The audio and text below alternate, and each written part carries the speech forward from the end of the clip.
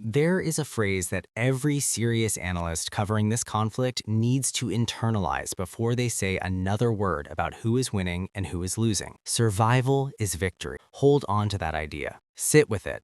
Because once you understand what it means, truly means, in the context of this war, everything you think you know about the trajectory of this conflict is going to look very different. Before we go any further, let's establish something clearly. There are no real winners in war. War produces death, displacement, economic collapse, and generational trauma. That is the honest accounting. But if we are going to have a serious conversation about strategic outcomes, and we need to, then we have to understand what each party to this conflict actually defined as victory when it began. Because the United States, Israel, and Iran did not enter this war with the same objectives. They are not playing the same game. And that asymmetry is the single most important factor in understanding where this conflict is heading. What was promised and what has happened. The initial US-Israeli operation was designed to be fast, decisive, and overwhelming. Senior officials and military planners projected what they described as a surgical operation. The objectives were specific: eliminate Iran's supreme leadership, shatter the command structure of the Islamic Republic, and create enough internal chaos that the regime would fracture from within.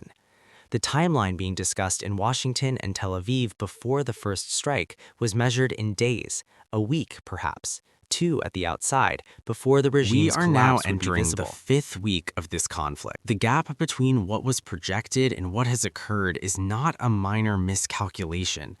It is not the kind of intelligence shortfall that gets smoothed over in a post-operation debrief. What we are witnessing, and major American news organizations have now begun to acknowledge this openly, is one of the most significant strategic miscalculations by Western intelligence agencies in recent memory. The CIA and Mossad both predicted that the initial bombardment would spark a popular uprising against the Ayatollah system. That uprising has not materialized. The regime is not fracturing. By most available indicators, it is consolidating. That is a fundamental reversal of the expected outcome, and it demands a serious explanation. The decapitation strategy and why it failed.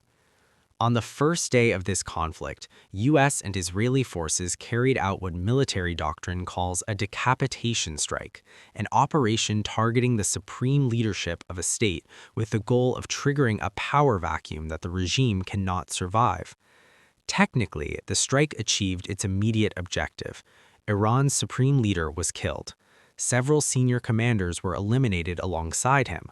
By the narrow metrics of strike execution, the operation worked. But decapitation strategy rests on a critical assumption that removing the leader removes the system. That assumption failed completely. What the intelligence services appear not to have modeled accurately was the succession. Ali Khamenei's son, Mojtaba Khamenei, has emerged as his father's successor. And here is where the strategic calculus breaks down entirely. Mojtaba is younger than his father. He is more hardline ideologically. He has deep, established relationships within the Iranian Revolutionary Guard Corps, the institution that actually controls military operations inside Iran. And on the first day of this war, he lost his father, his wife, his daughter, his sister, and his brother-in-law in a single strike. Set aside geopolitics for a moment and think about that on a purely human level. Every morning that Iran's new supreme leader wakes up, he is not thinking about negotiated settlements or diplomatic off-ramps. The people closest to him in the world were killed in a single military operation.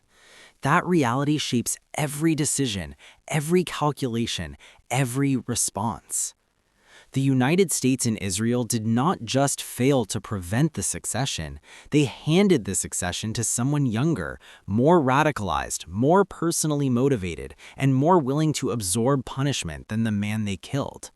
That is not a tactical setback. That is a strategic own goal with consequences that will play out for years. The school strike, a question that demands an answer.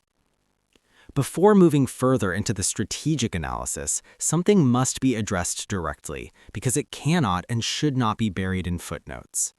On the first day of this conflict, 175 girls between the ages of 12 and 14, some younger, were killed when a primary school was struck during the opening bombardment.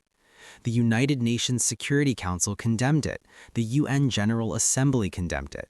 The Washington Post was among the first major American outlets to report the accusation publicly.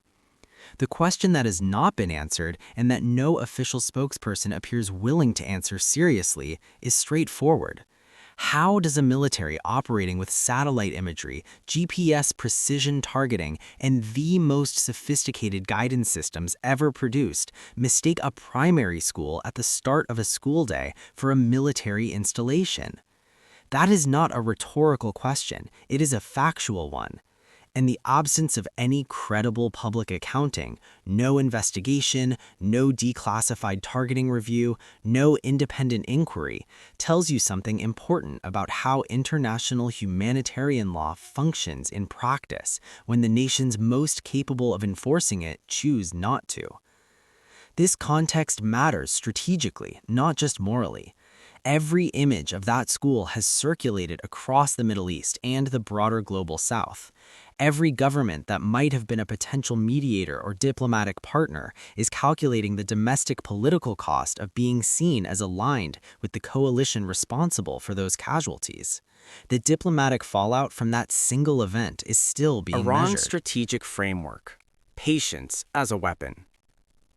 A professor at Johns Hopkins University made an observation this week that should be the organizing framework for every analyst covering this conflict. For Iran, survival is victory. That single sentence is worth unpacking carefully because it clarifies the entire strategic landscape. Iran is not attempting to defeat the United States militarily. No serious Iranian commander, analyst, or official believes that is achievable. That is not what Iran's strategy is designed to produce.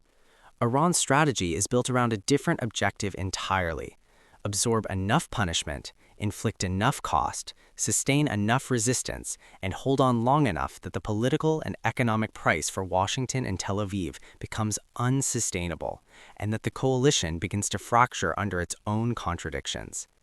That strategy is working. Iran's military statement issued in the past 24 hours was carefully worded and worth reading closely. Tehran stated that there will be no compromises on core national interests. It stated that Iran will decide the terms and timing of any return to normalcy, and it explicitly told the international community do not call any eventual agreement a defeat for Iran. That is not the language of a government that believes it is losing. That is the posture of a government that believes time is working in its favor. And when you examine the actual dynamics on the ground, military, economic, political, diplomatic, it is genuinely difficult to make the case that Iran's assessment is wrong. The negotiation contradiction. The Trump administration sent Iran a 15-point ceasefire proposal. The details that became public were remarkable in their scope. The proposal called for the complete dismantlement of Iran's nuclear program, full reopening of the Strait of Hormuz, severance of all ties with Hezbollah, ending all support for Palestinian armed groups, and cutting Iran's connections with Houthi forces in Yemen. In other words, the proposal asked Iran to surrender everything it has built over 4 decades of regional strategic investment in exchange for the war stopping. Iran's response was essentially a refusal to engage with the framework as presented. And from a rational actor's standpoint, that response is not difficult to understand. Before this war began, Iran was already in diplomatic discussions. Talks were underway in Oman. Iranian officials had signaled genuine willingness to reach an agreement on the nuclear file. The day after those signals were sent, the strikes began. The supreme leader was killed. The school was struck. Additionally, Iran had previously entered into a nuclear framework agreement during Trump's first term, and the Trump administration unilaterally withdrew from that agreement and tore it up. Now, the same administration is presenting a new framework after 4 weeks of bombardment and asking Iran to sign it. The question of why any government would trust that offer, given that track record, is not difficult to answer. Iran is not irrational, it is being logical. The credibility of any guarantee Washington can offer has been severely damaged by Washington's own prior behavior. And yet, simultaneously, the Trump administration has announced the deployment of additional airborne paratroopers and 2,500 Marines from an expeditionary unit already en route to the region. Read that carefully.